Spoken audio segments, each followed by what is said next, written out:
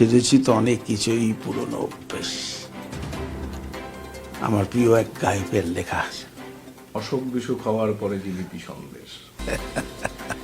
কিন্তু সেই বেহালায় গিয়ে যদি দেখেন যে মানুষ মুখ ঘুরিয়ে ফেলেছেন, তখন কি সেটা আরো ভয়ঙ্কর হবে না? জেল খাটার থেকে কি সেটা ভয়ঙ্কর হবে?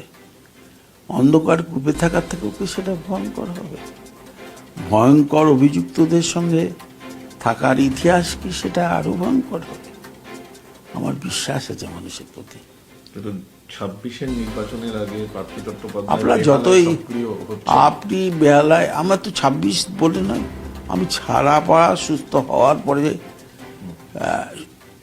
শারীরিক উপস্থিতি থেকে বাধ্যবাধকতায় যেতে পারেননি। এবং আমার তো এতটুকু লস অফ ফেস হয়নি। যেটা লস অফ ফেস হয়েছে মিথ্যা অপবাদের উপরে দাঁড় করিয়ে। মানুষ যদি প্রশ্ন করে তার উত্তর দিতেই হবে। তারা আমায় জিতিয়েছে, তার বিরোধী পক্ষ হলেও আমি তার উত্তর দেব।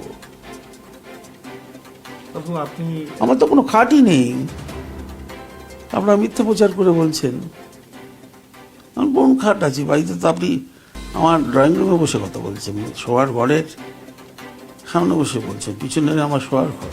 দেখুন না কোনটুকু ঘরে থাকে।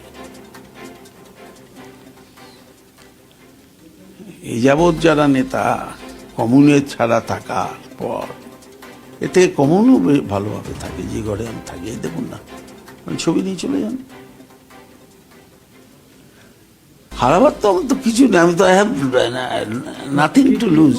আপনাকে তো বলেননি, মানে আপনার ঘনিষ্ঠকে বলা হয়েছে। না না, আমার যে ঘনিষ্ঠের সঙ্গে আমার কোনো বিষয় না। না, কেন কেন কেন ঘনিষ্ঠের সঙ্গে বিষয় না? এটা কেন বলছে? আমি ব্যক্তিগত উত্তর দেব না এবং ঘনিষ্ঠকে ছোটও করব না। এই যে আমি শুধু বলতে পারি আই